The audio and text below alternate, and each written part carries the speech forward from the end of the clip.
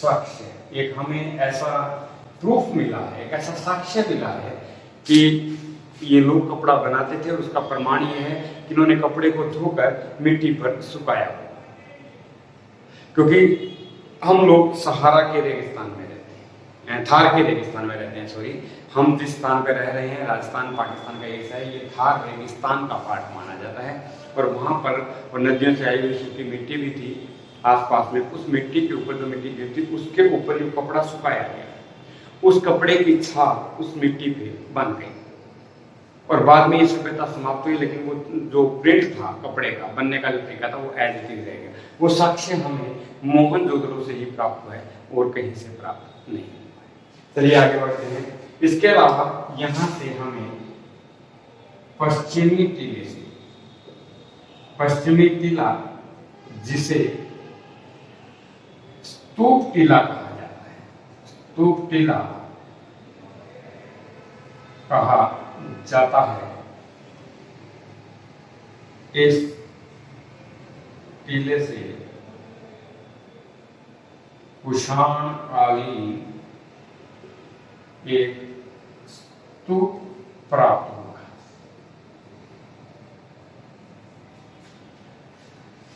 जैसा कि मैंने आपको बताया और आपने स्टार्टिंग में मोहनजोदड़ो का जो मैप देखा था उसके अंदर आपने गौर किया होगा कि दो पार्टों में डिवाइडेड है। यहाँ कॉर्नर के ऊपर पश्चिमी टीले के एक स्तूप बना हुआ है। स्तूप यानी कि बौद्ध धर्म के अंदर जो पूजा प्रार्थना करने का जो मेन स्थल होता था, जिसे बौद्ध धर्म का हम मंदिर मान सकते हैं, हमें वो स्तूप प्राप्त हुआ मोहनजोदड़ो। और महत्वपूर्ण बात यह है कि ये जो स्तूप बना हुआ है ये इनके समय का नहीं है, ये बहुत बाद में कुषाण वंश आया था, जिसका बहुत फेमस शासक था कनिष्क, जिसने कुषाण वंश की स्थापना की थी और बौद्ध धर्म का अन्याय हुआ था। और उसी कुषाण शासक कनिष्क के समय में बौद्ध धर्म की चतुर्थ बौद्ध संगीति हुई थी, बौद्ध सम्मेलन हुआ था, उसके समय का ये स्तूप बना हुआ है। लेकिन कोइंसिडेंटली ये सभ्यता धरती के नीचे दबी हुई थी और ये घटना जिसकी मैं बात कर रहा हूं ये पहले सदी की है, एडी की है, जबकि ये बीसी की घटना है जिनकी हम बात करें। तो हजारों साल बाद में बना, उनको पता नहीं था कि नीचे कोई सभ्यता है। बौद्ध धर्म बहुत अपने चरम पर था कनिष्क के समय में, वहां पर ये स्तूप बनाया गया और कोइंसिडेंटली ये स्तूप हमें मोहनजोदड़ो में ही मिला। इसलिए इस टीले को पश्चिमी टीला जो मिला है, इस टीले को स्तूप टीला भी कहा जाता है क्योंकि इसके ऊपर हमें कुषाण कालीन एक स्तूप भी प्राप्त हुआ है।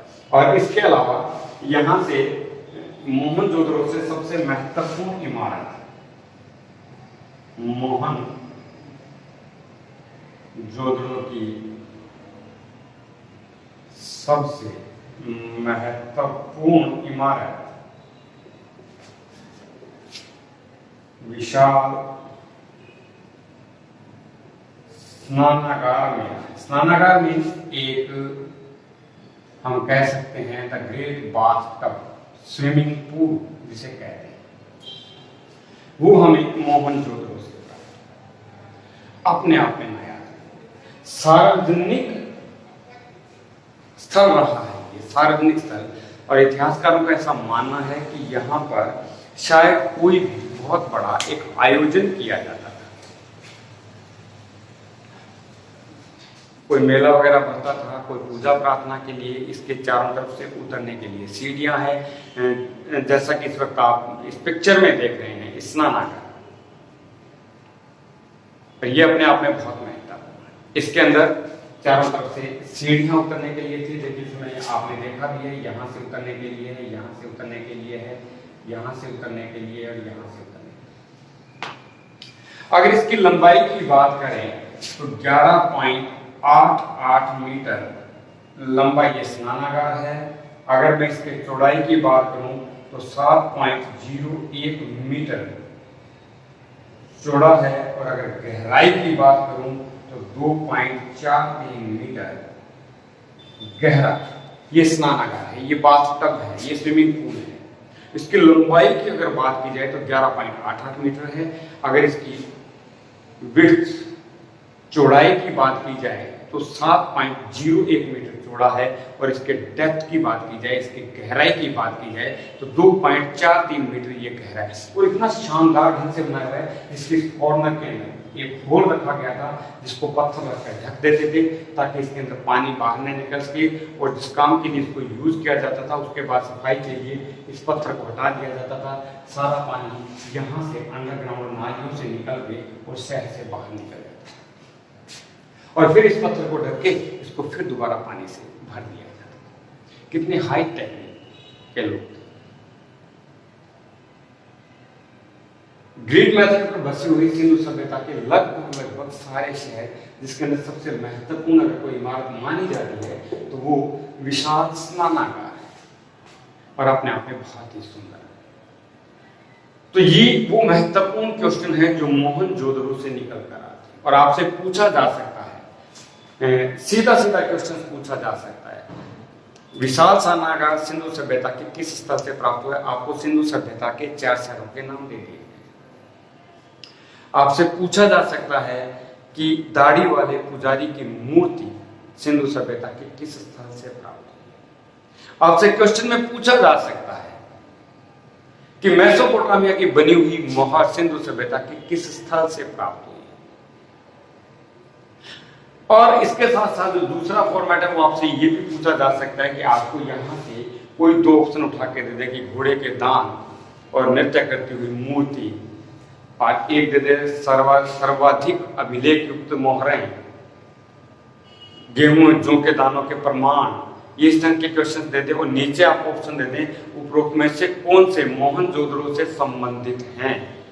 1, 2, 1, 2, 3, केवल 1, केवल सभी, इस तरह से दे सकते हैं। इसलिए हमें इन सब के बारे में पता होना चाहिए कि सिंधु सभ्यता के स्थल में महत्वपूर्ण स्थल जिसको इसकी एक कैपिटल भी माना गया था सिंधु नदी के किनारे, मोहनजोदड़ो। यहां से हमें क्या क्या प्राप्त हो?